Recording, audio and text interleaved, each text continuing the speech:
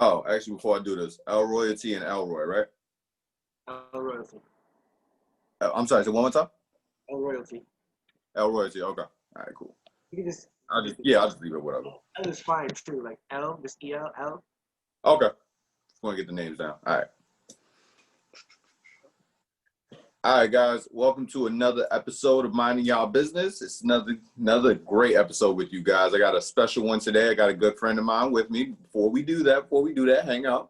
Your boy Nikolai G and my homegirl Nelly. Hi. And today we got a special guest, good friend of mine. You know, we go way back. Yo, we got L Royalty in the building. How you doing, brother? Thank you for having me. I'm doing amazing. Appreciate you. Yo, appreciate you being here. Man. All right, so everybody's chilling today. It's a real, calm Saturday. We just gonna hang out and just talk about it, and we gonna get into your business. Same way you just took a sip of that cup. I just want to know all the flavors and all that shit. So we just gonna jump right. All right, so as you guys know, this is the podcast where you come to. We sit down with different people that are running their business that want to escape from 9 to 5, want to take ownership, and just talk about their journeys, the way that they've been able to do it. And hey, if you take anything from this, great. But hey, we just want to bring their stories to you. So first off, let's start off with this. What do you do? So I am a musician. Musician in the form of I'm a songwriter and I'm an artist myself. I make hip hop music, I make R&B music, I make folk music, I make whatever you want to like. I literally don't. I make music like. I don't like to box myself into one genre because it's ever changing. As a human being, I grow, and like my music grows with me. So the form that takes, I accept it and I move it. Okay. I respect that. So, I mean, you being an artist, obviously, we know like the climate of everything that's going on. But first off, like, how did you get started in something like that? Ah, man, it's a long road. I probably wrote my first song when I was maybe like 9 years old, 8 or 9 years old. It was soca song. I grew up in Trinidad. I'm Trinidadian. I came to the U.S. when I was 13 years old. But music has been in me for forever. I feel like I personally believe it's something that's in your DNA. Like you're born to do a certain thing, and something in life, like life takes you on the journey, and something hits you, and you just know this is what I'm supposed to do. For some reason, there was this talent show in school in Trinidad back in those days. I'm from Tunapuna in Trinidad. For all my Trinidadians out there. I went to Boys RC, and like there's this talent show, and I just knew I had to do it. Something in me just knew I just knew I had to do it. So I wrote a song, and there's like guys there who were in the competition that's like their dads are like famous calypsonians, and they're writing their songs for them. And I just sat there and I wrote my song by myself, and I went in and I performed it, and I think I placed third the first time. Oh, wow. Yeah. Okay. So it is kind of that's definitely good motivation just getting started. Like I do this competition every year probably. In that primary school level, and I either came first or third every single time. So I just knew this is what I'm supposed to be doing. Oh man, that's crazy, bro. Nah. That's some start. That's not like, I wrote and I was like, hey, I might try this. Like, yeah, I came in third my first time. Like not tag or anything. Yeah, I know some of y'all trial and error this. I'm kind of like, like yeah, that couple steps. Oh, third place. Okay, I guess. Third is not first. I mean, first time. Yeah. Some people start and it's like last. It's true. So when did it hit you? Hey, I'm good at this. Like this is something I want to keep pursuing. I think becoming good at it was something that came from me not coming first. You know what I'm saying? Like I didn't become good until I seen people that are really fucking good, and it's like. The Leo in me is just like the ego in me. It's just like, I got to show him. Like, I don't know if I can say. Like, if I came this far, I can go up. Like, get that. Like, that's one. Like, it's like a very egotistical thing where it's like, especially since like when it turned into hip hop, it was like you have to be, it's very competitive. So you have to be top notch. Like just being able to like watch a crowd react every single time and like when I say something dope, it's just like that did it for me. and I feel like that drove me to be good, as good as I can be. And when I realized that I was really good was when I didn't have to question anything that I wrote, and it's just like I know if I let somebody hear this right now, it's a They wrap. gonna agree and they gonna rock to it. Like this. Okay, but I have to ask you because that's a huge. I'd probably say a huge transition. Like coming from Trinidad, obviously you know the island music that happens down there. A lot of soca, probably some reggae thrown in there, calypso, all that. So then to come over here and it's like the beats are different. Like the focus on the drums, getting that rhythmic, and then the wordsmith to it. So what was that transition of writing a song like that and then move closer over to hip hop, like coming from that background? Right. It's tricky because like at the same aspect, it's like rhyming is rhyming regardless, Yeah, But I feel like when it came to like really songwriting, as far as like hip hop as opposed to soca, I don't know. I just listened to like I studied like rap, like I was every Friday Hot 97 when G Unit is rapping on the radio. I was my tape recorder, all that shit. You know what I'm saying? And like I was remixing all their songs myself, like at home. It's like, oh, I'm gonna write a verse to this song, and like eventually it just stuck. I remember being in Trinidad, even before I moved here. I saw Fabulous Traded All, the video on MTV back at home. Oh yeah, I love that song. And I just thought he looked cool, like he had the rag on.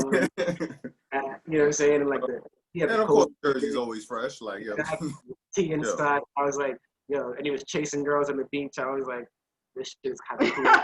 You know what I'm saying? It's not a bad lifestyle to live, so I learned how to rap. I figured it out. Okay, I respect that.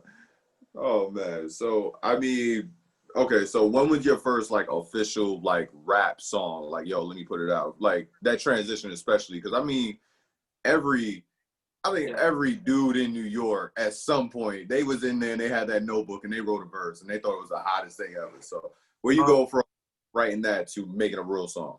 My first real song I recorded in my basement right here in Canarsie. I used Sony Acid Pro. Me and my boy from high school, Fever, he used to take me to his crib and we used to just record.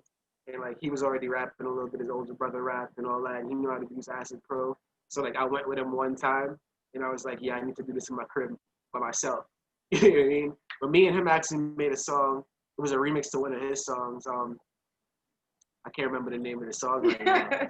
It's called How We Roll. It was called How We Roll. It was me, Okay. my boy Spiz on this song, and then we stood on MySpace or something like that, and we had the school going nuts off of this shit. At least our circle was like, yo, that's hard, this and that. So, it stuck that way, and I started making my own music at home. I learned how to use Sony Acid Pro on my own. I figured out a little bit of engineering myself, and back in I don't even think YouTube was popping that time. So it was just like trial. Yeah. I trial and error, and that was it. Okay. So like, who's your creative muse? Like, who inspires you to keep doing this? Like, what? I guess like you already brought up like Fabulous. But, like, what's the artist that made you go, I want to do that? It's interesting because I have like a lot of different muses that I look to. Like lyrics for me is like I grew up on Buju Banton. Like the Caribbean. Okay. Yeah. How that go? Yeah, we the classic. For me, I listen to a lot of Buju. Buju's the man. I listen to a lot of Jacure, a lot of Sizzla. These hitting it right now. He's like exactly. I listen to Bunji Garlin when like Bunji Garlin's like one of the soca artists that's like he's into lyrics a lot more than the other guys. Like I feel like a lot of the other guys have more melody and sound, but he was spitting on these soca songs, and it was like I felt it. Like back in the day, huh? What was that? No, I was saying, yo, if he's spitting like that, you can go hard anytime, man. Any music, like. Back then we called it chanting, but that's how I started, like really rapping. It's kind of like a form of rap, but obviously it's like you put it a reggae accent, like whatever, But that was dope to me. Okay. Okay. So what was your first like success that you had, and how did you handle it? Like your first big like, holy crap, they really liked it. I don't know. The first song I released, The Original Sin, I received about 5 emails through shows for that individual song. And the first song I released like in recent years. All the songs on MySpace and different different story. Mhm. But like, yeah, I got like a really big feedback from like Original Sin, and like I keep getting hit up some shows and all this, and like it was just like I threw something in the air, you know. Yeah. But I put time and effort into doing what I do. I always do. Like all my songs are my babies, and like literally I have a hard time releasing songs because it's like I feel like a song is never done. Yeah. You know what I mean? I'm growing every day, and my song's gonna grow every day with me. But I leave and I drop that song, and it's still to me today. Like I listen to this song, and I'm just like, yeah, I could tweak this a little bit here. You know what I mean? But like, very well received, and I feel like that's what really like started like really pushing me. Like, okay, like first step, and I'm gonna go from here. Mhm. You know, but as an artist at least, like songwriting, like I feel like songwriting hits me a lot different. You know, I go to the studio. I usually work with producers. Producers will call me to the studio. You know, and I feel like just getting those calls to come to the studio when they have a session is a success to me. Because it's like even though they might not use what I bring to the table, it's like I'm still recognized as a great songwriter, and I'm the one you're gonna call when you need this. You know, like imagine like a Kanye calling Say Hi to Prince every single time he's going to like a studio, like a writing retreat or whatever. And it's like I feel like I'm that guy. You know what I'm saying? So like that was one of the biggest like steps I took as far as like successes. I feel like as far as songwriting is concerned. Okay. That's awesome, man. Now you said something interesting there, like especially like being a songwriter, because like growing up in hip hop, I mean, we know we had even when you get an accusation, people look at you funny. Like when you know the whole thing with Drake, he possibly has a ghostwriter, somebody writing. So like, you know, going into that field within hip hop, like how do you even step into that realm where you have people comfortable enough to be like, hey, y'all write this song for you, and just go spit it. It's gonna be all you. Live your life, and don't even worry about it. You know, get me on the back end or something like that. Like, how do you even step to that? And have you ever had anybody like, nah, fam, I write my own lyrics, get on my face like that shit? Like, yeah, I mean, like I don't know. I've always had it where it's like I never had somebody tell me they write lyrics, get the fuck out of my face. I've never had that. yeah, cool. Always good to hear. Just But usually, I know how rappers are. You know what I'm saying? I would never come to a rapper and try to write his whole song for him. Mhm. I might tweak a couple lines here and there, but to that extent, I've worked. This is why I work with producers more than rappers per se. I mean, I work with producers and R&B and singers, R&B artists. You know what I mean? Because I feel like rappers are very egotistical sport. It's very competitive. Like yeah. Exactly. So It's football with work, basically. You gonna earn everything. Like, shit for having writers. Like he's supposed to be the GOAT. Like imagine LeBron James in the fucking finals, and he's supposed to be the GOAT, and he passes the ball to We're not talking about this today. Take a shot. You know what I'm saying? Like, it looks. After yesterday, this is kind of a sensitive subject. Not everybody's gonna take it the same way, but like some people are gonna have critics. If you have like a fucking what were we talking about earlier? Skip Bayless. If you have a Skip Bayless, you know he's gonna eat LeBron up for passing that ball, right? Because Michael's ball. You know what I mean? But like you gotta play it a certain like with artists. I play it a lot different with rappers. So like with hip hop artists, it's like you just gotta, you know, I give like little input here and there. Yo, why don't you say that? And even with me, when I'm making music, people give me input too. Mhm. You know, it's not like I feel like music is the bringing out the better, like the product, the end product. That should be the main goal. You know what I mean? Put to the side. Music is a collaborative effort. You're working with producers. Why can't a producer tell you his opinion on something when he orchestrated the beat and he's putting everything together? You know, makes sense. Yeah. I feel like you have to put ego aside when it comes to music and making a product. I respect Drake for doing what he does too, even though he's not writing everything that he's writing. Like people can't like execute the way Drake executes, which is why he's so great. The way Kanye executes, people can't execute the same way, which is why Kanye is so great. Yeah, you know. I mean, That's true. There's a bunch of people that have talent, but it's not just talent. You need to have like that it. Right. Because I'm pretty sure like there's a bunch of people like I love Nicki, so I'm saying this for love. A bunch of girls that could do what Nicki does. They're not Nicki.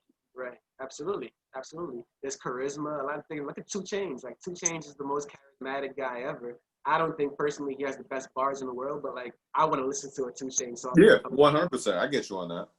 Pull out, listen to that. Like it's gonna get me in a mood. Like if I'm getting ready to go to a club or something, I want to listen to 2 Chainz before I go. Me and my boys are gonna drink and we're gonna listen to 2 Chainz because he got the charisma and I'm gonna feel good about myself. You know, music is about it's like transferring emotion as well.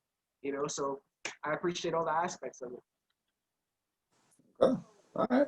Now you said something interesting there too. I mean, cause like you said, 2 Chainz, like artists like him, like any day of the week, you play his song, his album drops, I'm listening. I'm rolling.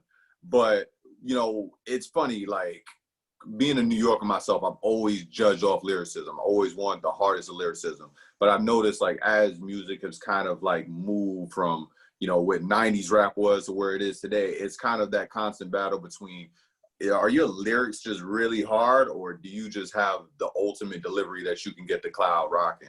So like as music continues to change its climate, like, and you know, that seems to be something that you focus on too. How do you keep that balance to still keep people intertwined so that my delivery makes you just want to vibe with it, you can rock with it in the club, but at the same time, you won't get bars. Like I just depend on myself and my growth. You know, like I feel like people in general, you know, there's gonna be someone that thinks like you out there. You know what I mean? Like I'm just confident in the fact that what I'm putting out is gonna be something that somebody's gonna gravitate to. It might not hit everybody, you know what I mean? But like I'm just confident it's gonna gravitate to somebody, and I feel like I make something within my projects for everybody. You know what I mean? okay. This is why I bend all these genres because I feel like, you know, it's an experience. You're having a full experience. The best albums I've heard, in my opinion, have been like Yeah. kind of dark twisted fantasy where you get multiple genres bended, multiple artists bended in there. And I feel like to make a full complete thought, like you need all these emotions, you know, all these genres working together, communicating. So I feel like for me, it's just like I evolve with the music. You know what I'm saying? Like as I don't wait for the times to change. You know what I mean? Like I drop songs, like my last song, Wake Up, is very pop. And I feel like not a lot of people are gonna get it right now, but I just like when I dropped it, I had the mindset, the vision that like this is gonna in a couple of years, this is gonna slap. You know what I'm saying? And some people feel it right now. Some people do feel it right now, and it's perfect. But I feel like as I start dropping more and more music, it's gonna mean more. That one piece. You know? It's like Kanye. It's like 808s and heartbreaks, right? Yeah, that's true. Shoot, that's how Jay did it. I mean, Reasonable Doubt wasn't hard until we got further down the line. Like, Now it's like, whoa, this guy was ahead of his time. yeah, whoa, what was that? Hold on. Like, I'm just confident in my emotions and confidence in my growth, and that's how I go about it. You know. okay, definitely respect that. So I guess what's the advice you would give to someone that wanted to get into this business? Like, what would you start telling them to do? Definitely do your research. You know, like this is a business first of all. You know, like art. I'm an artist, and I always tell myself more than anything else, I'm an artist first. You know, but like this is a business. Like make sure whatever move you're making is going towards monetary gain. You know what I mean? Like make sure. I read this book. It's called what is it called? How to Win all friends and you if No, it's called All You Need to Know About the Music Business. It's by Donald S. Hassman. One of my boys sent that book to me. He's an artist also. Shout out to Blue Hundreds. My boy, he lives in Canarsie as well. Flossy Life, definitely. He sent that book to me and it was really helpful. Like talks about everything you need about assembling your team, about getting your lawyers together, your marketing, your PR, all this type of stuff. All this is important because you're a brand. You're a business. You can brand yourself like a business. And I feel like for anyone coming into the game, this is the first step. The game's a lot different now. We don't need labels like we used to before. You know, like everything's at your fingertip. You have a fucking iPhone, you're set. Yeah. You know, you can drop music in there. And knows how to use Photoshop, you're good. Album artwork, everything's set. Branding is very important. That's a very but see yourself as a business, see yourself as a brand, and I think you'll be all right. If your music is good, you'll be good, you know? And don't view this as like, for me personally, I don't view this as like a monetary thing all the time. It's like, for me, it's artistry first for me. I actually naturally enjoy making music. You know what I'm saying? It's not like this is a hustle for me. It's not a quick hustle. I know a lot of guys out there, quick hustles, and they're one and done. They're, you know, 1 or 2 tracks and they're gone. You know what I'm saying? Like for me, it's like I think about myself as a brand and how my brand is going to contribute to progress. okay. And like getting off drawback to doing it. there's a lot of I feel like right now during COVID, it's a big drawback to me. Right now, I'm supposed to be in Australia. You know what I'm saying? I can't Yeah, even. that kind of messed that up a little bit. Like, I would love to go to Australia. Travel restrictions and all this like kind of fucks you a little bit. Yeah. Like, but the world's changing. The world's always changing. You know what I'm saying? So you got to know how to adapt and like you got to figure shit out. You know what I'm saying? Like there's always a drawback. Like right now, I feel like there's songs I want to release right now, but the way the climate's going right now, like the way the social climate is, like there's protests out there, there's riots going on. Like people don't want to hear club songs, you know. For instance, like when 9/11 happened, I remember Eminem dropped the hardest song ever with D12, Fight Music. oh, fight music, I yeah, love that. yeah.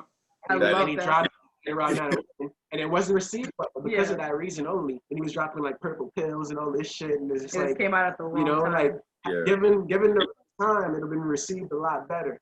You know, so I'm trying to like figure out how to drop stuff in the right order. I feel like right now in New York, like indoor seating is starting to get back popular. So, you know, my album's already done. I'm just like, yo, release party. I'm thinking about all these type of things. And because of the climate, I can't really function the way I want to function. But like, you just got to learn how to evolve. You know? Like within this time, I've just been writing more music and already like I'm halfway through with another album already, you know? Whatever my You got to sit down and have time.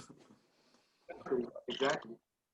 Yo, that actually leads me to my next question. Like with today, I mean, we see it happening all over. Like the world is being forced to slow down and chill. And for some of us that choose to follow, stay home. But it is what it is. So with this, like on the music business as a whole, like I've always wondered this, like, do you think, like, because this is going to lead to a whole new generation of artists like coming forward. So do you think that because of this, where people are coming home, we can't tour as much, so that, you know, the getting your face out there isn't as accessible as it used to be in past? Are we going to have more of a focus on artists really focusing back on the art, or is the kind of the clout chasing era still going to try and find a way to continue to thrive? Like, what are your views on that? Well, depends on the type of artist you are. You know, like I think you're a cloud chaser, and that's what you go off of. You're gonna do that regardless. People at home and they are on their computers. You know what I mean? They're looking for shit to look at when they're in their bored time and their boredom or whatever, and like they're gonna gravitate towards that. But the artists are gonna be the artists regardless, whether people are touring or not. Like an artist is an artist. You gotta do. People are touring virtual right now. Like how we're doing a virtual podcast right now. People are doing this. In St. John yesterday and X Infinity, one of my favorite artists actually. He's actually pretty dope too. And people are finding their ways to adapt. You know, I'm hoping we're not going to be like this for too much longer. I hope so. You know what I'm saying? Because me personally, I'm the type of artist, I need to be outside, communicating and networking and doing all this. One of my strong points, I'm a salesman. Like most of my my recent, before I started like really focusing on music, most of my life took me in a salesman route. You know what I'm saying? So it's like, and I use everything that I've grown up, like everything that I've done in life, I use it all to like fuel what I'm doing right now. You know, and I feel like an artist is gonna be an artist regardless. You know, like an artist is gonna use time to figure out articulate projects. Like, you know, like my video has to be this. Like an artist might right now I'm writing a book. You know what I'm saying? Like I started like I do poetry, all this type of shit too. So it's like the art's still in me.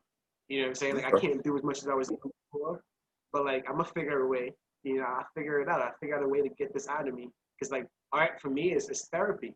You know what I mean? Like what I do is therapy. It's how I translate I'm not really like a very outspoken person as far as like emotions are concerned. I'm very laid back and chill. So like this is my outlet. This is therapy for me. And I'm gonna find a way to get it out regardless of what. And I feel like for a lot of artists, it's the same case. Okay. All right, so the need to adapt, and possibly just more outlets of just art that we might even become accustomed to. That'd be actually pretty cool. Like that's what I was thinking. Like with kids, like being stuck at home, like I think we've probably all been listening to more music than ever, just being able to just like chill out. And I just see it like moving forward. Possibly we can have like a whole generation of just. We might even be able to restart just that love of music, like back into people, and we might be able to thrive from that. That's what I'm hoping in the next 20, 10, 15 years we see something different. I'm hoping with so too. You know, but also I don't judge the guys who are doing what they're doing right now as well, because you know, hip hop is still very young in the genre. You know, and like I know it's more harmonic now and more melodic. You know what I mean? And I feel like that was necessary.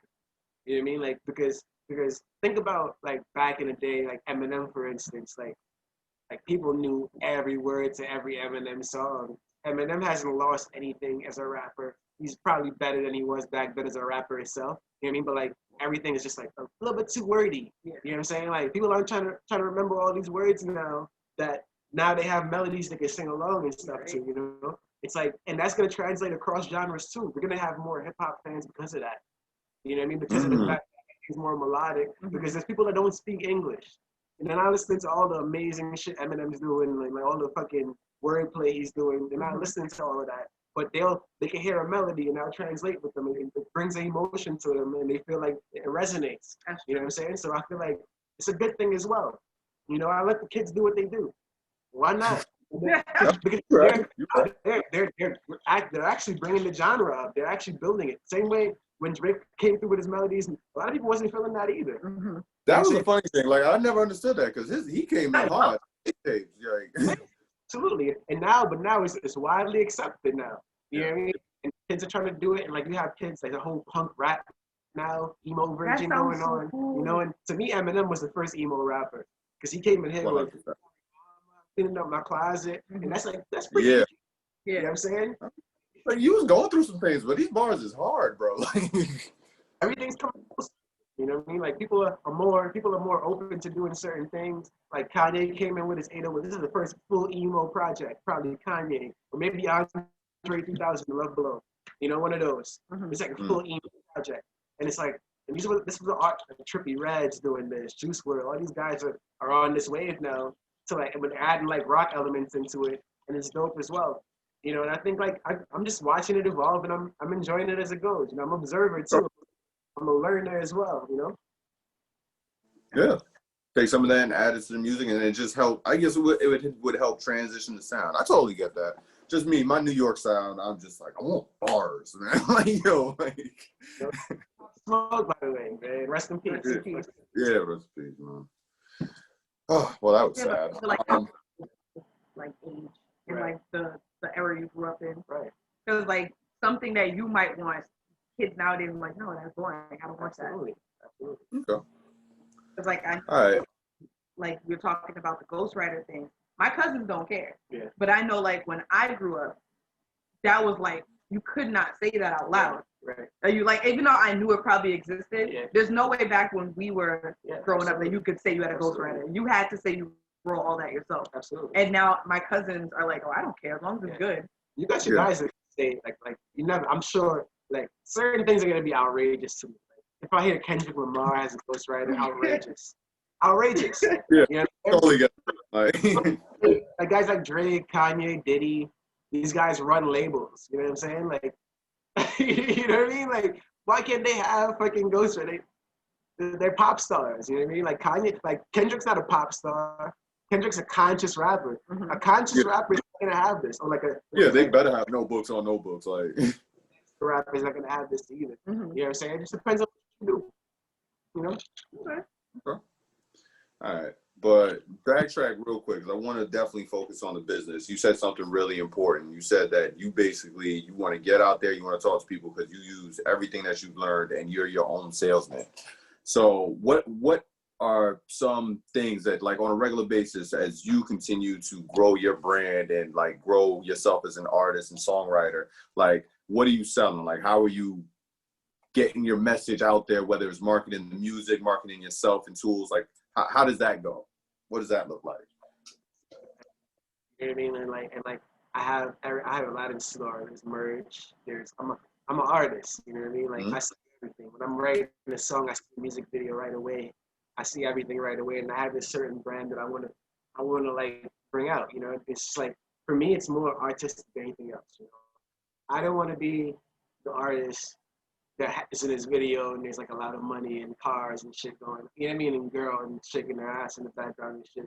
Maybe once in a while I do that. You know, I like ass not like the next man. You know what I'm saying? I like cars like the next man. I like, you know what I mean? But like for me, it's more art. You know what I mean? I see a story with it, even with original sin, like the song that I dropped or whatever, maybe like a year back.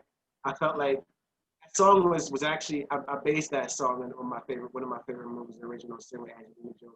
I love that. Banderas. I love that. Yeah. So it's like Right. it's fun that and like a I didn't know relation. people knew about that movie. That's such a good movie. I'm very into like the arts, like all that type of stuff. Like I have directors that I swear by. I actually want to direct one of my own films at some point in time, but that's That'd be dope.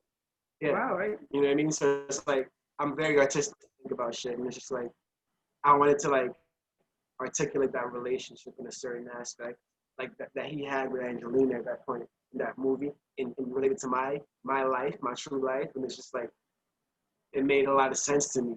So if I was to do a video for that, it can't be anything that's like out of that. You know what I mean? Like I would want to like basically mimic that to some extent. You know what I'm saying? Like the emotions that drove me led me to drive that to write that song. So yeah, that's how I do about it. It's very artistic when I do stuff. Like I'm inspired by life and life events in general and art. You know what I mean? My music is not inspired by the typical things. So it's like I try to put that in there as much as possible. And sidebar, if you guys are listening to that song, which everything will be linked in the description, please watch that movie. It's really underrated, and I ended up watching it by accident, and it's like one of my favorite movies. That's why I was like, when you said like, because not a lot of people know about that movie. It's like more indie thing. Right. By the way, shout out to Brita G. She helped in that song. She did vocals on there for me as well. Dope. That came together lovely. Shout out. Oh, big fan of that song. Oh, yo, definitely shout out to her. Go ahead now. That was the first song I heard from you. That was really good. So you do songwriting for an R&B act. Right. Like I had to listen to it. Right. Like so, being more on the rap side, like how do you translate the skills over to that? To me, it's not really like I don't have to turn off rap mode and go into R&B. To be honest, like right now I'm doing a joint project with James Dante. Shout out to him, by the way, James Dante, me and him. Joint project coming out, Hotel Hades. Hopefully we get it done by maybe Christmas time. We're gonna give you a few, so at least a couple singles from that. Yeah, for me it's just like I never have to turn it off. It's just like I listen to instrumentation. I can listen to a drill beat, and if I feel R&B on a drill beat, I'm gonna do R&B on a drill beat. You know, I don't make music for other people. You know, I make what I want to hear. You know what I mean? Like I feel like whatever I feel like is lacking is what I make. I make the music I want to hear individually, you know? And I feel like with that, I just go, you know, I go off of feel. Okay. You know what I'm saying? And it's just like, yeah, that's how I ride with it. It's just like, It really doesn't change. Kind of like the sound you're looking for. Like I guess kind of like does it change at all? Like I'm really bad at this. I'm like, can I listen to things? But like, how does it change? Because I know like when I listen to guys, you already know how I feel about Chris Brown. When I listen to Chris Brown when he does like a mixtape, it's different from when Chris Brown does an album. Right. So like I always realize that the sound is different, the flow is different, the feel is different. Like, it's still Chris Brown. Like I know it's Chris Brown, but Chris Brown rapping on a mixtape or Chris Brown in Trap and B is not the same Chris Brown from Indigo. Yeah, it's different. Yeah, it's a different vibe. I totally get that. Like when you're putting out like a project that's gonna be consumed like differently than a mix. Like a mixtape is for your core fans. You know, like a actual album is for the public. Like people are gonna, the Grammys are critiquing you on this album. You know what I'm saying? Like there's different things. So it's gonna be a different vibe. For me personally, it's just like I don't really think on a level like everything I make. If I make a joint for like a mixtape, it's gonna be the same as if I make a joint for an album. For me personally, I'm still the same. You know what I mean? I don't have the pressure that guys that are signed to a major probably have. You know, where the label is telling them, you need this, you need that. That might happen to me eventually. You know, me personally, I'm probably not gonna. You know what I mean? I'm probably not gonna fall into any of that. Me personally, I don't think it's something I want to do. I love doing this too much. Yeah. You know, like even without like the money it brings in and everything, it's just like for me, I feel like even if I didn't have that too, it would be like it'll be fine. Like I love doing this, you know, and I want to make product that I feel like is gonna resonate, that people want to hear, that I want to hear. You know what I'm saying? That's the most important thing to me. But I feel like it's different for like a guy like that, for like Chris Brown. I feel like it'd be different because like, you know, you want to make songs that, you know, the people that might be like a casual listener might catch on to and be like, oh, this is a song, I like this single or whatever. You might not go into the entire album and feel the entire album. Which is a shame. You like the single, Which is you know? a shame. Yeah, you like the single.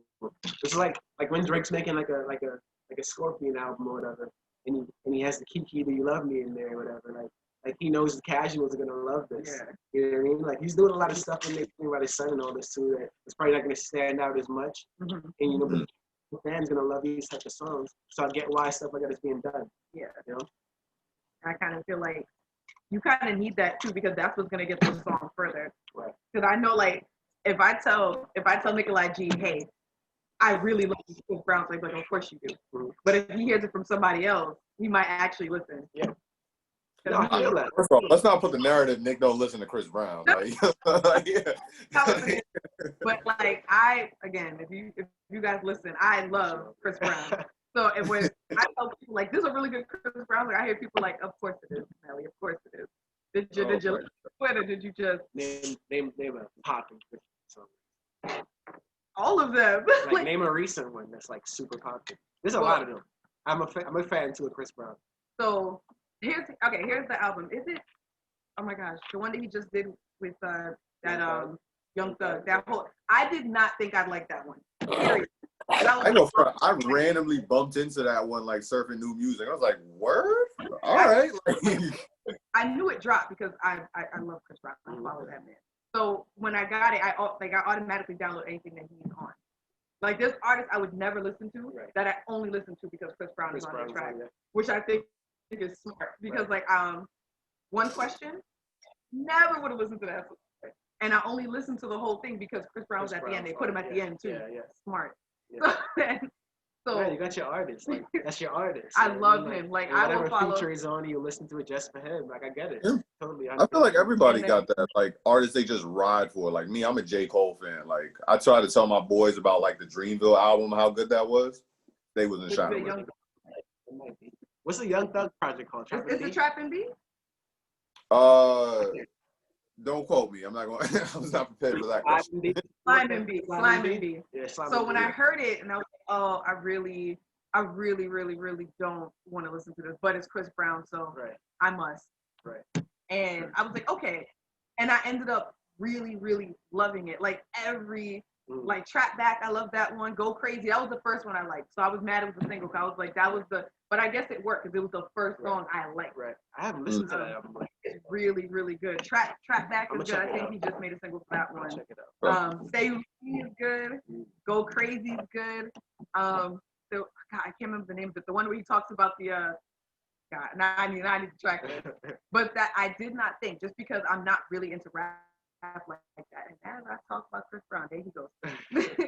I didn't think I'd love it. It worked because again, I'm more like, I'm not really into like the hard rap, but I love R&B. Right. And I love Chris Brown. No, I know this. Yeah.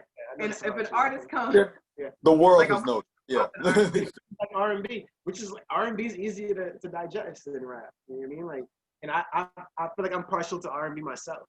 You know what I mean? Which is probably why like that was inevitable for me to get into like at least writing for R&B, because like most of my favorite artists are like R&B artists or like singers in general. You know.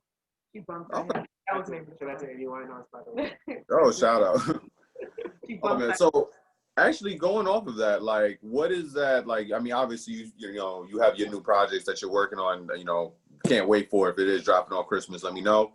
How do you go about picking, all right, these are the ones that we gonna use as the singles and we gonna push this out for people to build that interest? Like how do you choose that?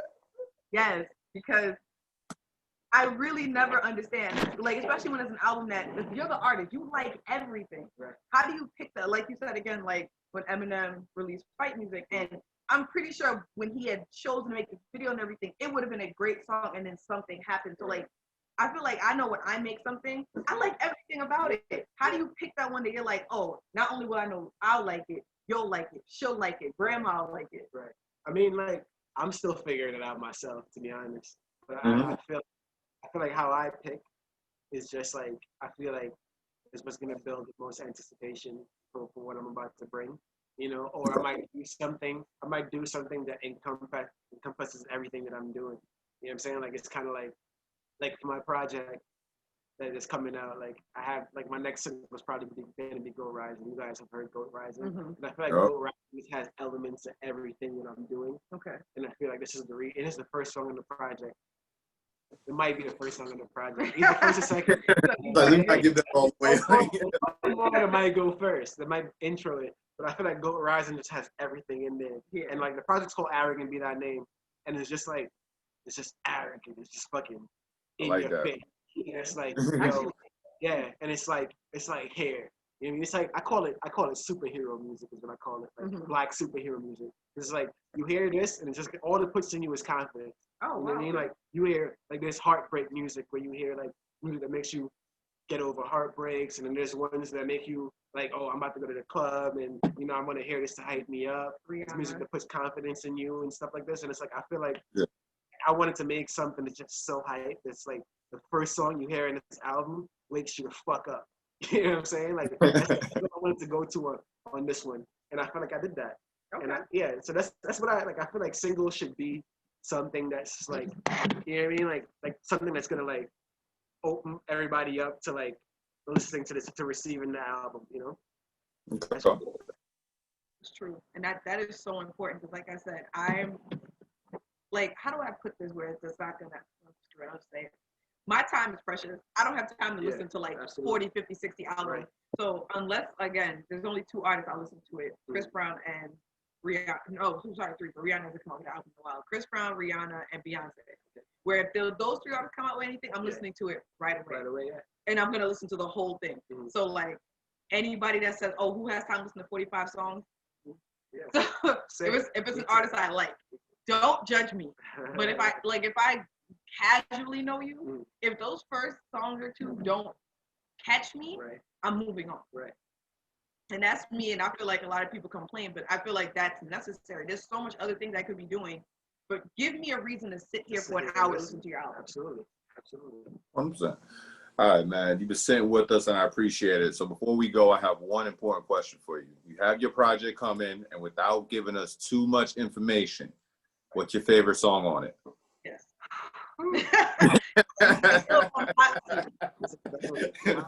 I have such special relationships with all the songs on it because like every single song means something to me, and every single song is a complete thought.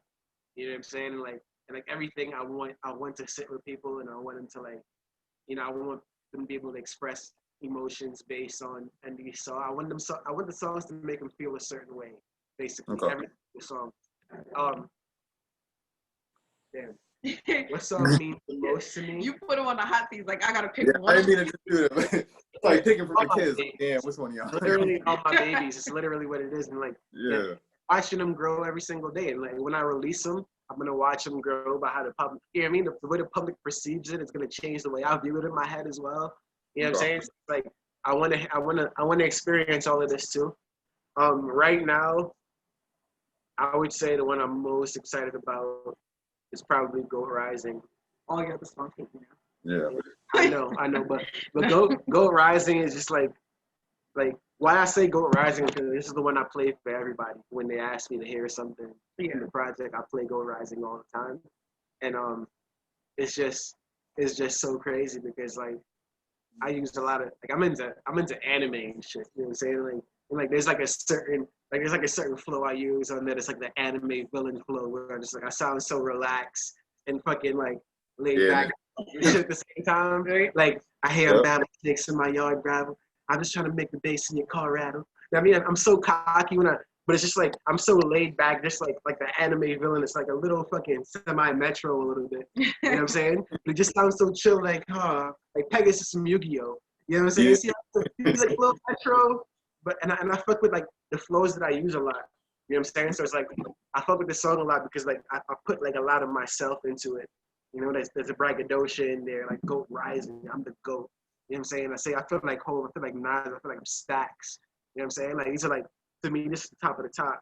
Jay-Z, Andre 3000, and Nas. You know what I'm saying? So it's just like, I compare myself, I put myself in this light, and I rock with that a lot, you know? Okay. It's me. And I feel like a lot of people are going to hear this song, and it's going to be the one they want to hear every single fucking day. Okay. You know what I'm saying? Like, Then that's definitely a Yeah, single. it's gonna be the one, you know. So No, I'll advocate for that, man. You sent it to me, I listened. I was like, okay, it's kind of hard. It went right into my workout playlist, bro. Benching that shit. You know? that's that joint. That's that joint. Yeah, I got you, bro. All right, so before we end this off, you already know, guys, it is what it is. Minding y'all business. Plug time. Plug. Get your plugs off, man. Do everything you got to do. Plug yourself. Let me like call you. Plug. No, you plug yourself. Whatever you want to plug in. All right. Yep. Check this fucking out. Let me say it. No royalty, aka Vega, aka whatever the fuck you want to tell me. I'm not handsome motherfucker. Straight up. You know what I'm saying? Arrogant be that name coming on Christmas Day, hopefully. You know what I'm saying? Like, matter of fact, Christmas Day. Fuck it. Fuck it. I'm announcing it today. It's done. I'm Announcing today on this podcast, Christmas Day, Arrogant be thy name is coming. You know what I'm saying? Hotel Hades, me and James Dante. Shout out to James Dante. My man, like, you've been working hard on this shit. You know what I'm saying? Like, we got some shit coming for you as well. That's coming. It's lit. It's lit. We're gonna have a good time. We're gonna bring in 2021 right. You know what I'm saying? Shout out to Nikolai G. Shout out to Ness. You know what I'm saying? Swag. Straight up. Ladies and gentlemen, that was plug time. Now that is how you do Wait, plug hold up. time. Shout out to my nigga Eno Abasi. Shout out to Cooking Dinners. My man at World Peace. You know what I'm saying? Shout out to BBK. Get your tattoos done. Flatbush FIB. You know what I'm saying? Nick G knows. You know what I'm saying? That's it. Swag. Yep. To Amy Winehouse for making me look so fly today. We got Hennessy. Oh. Shout out to Hennessy. Shout out to Hennessy. Always shout out to Hennessy. Like, you know. All right, well, I think that's the best plug time we've had so far. Yeah, that was a fun plug time. All right, guys. Y'all already know where it is. It's Mindin Y'alls Business. It's your boy Nikolai G and the homegirl Nelly. Yes, hi guys, bye guys. Anything, if you guys want a royalty, it'll be in the description below. If you guys want to check anything out, any updates, just follow anything that's down there. You'll be able to catch up. All right. And appreciate Elroy again. Appreciate you, brother. Thank you so Sir, much. big IV, big shit. Let's go. Thank you. All right. And I'll see y'all next time. Bye. All right.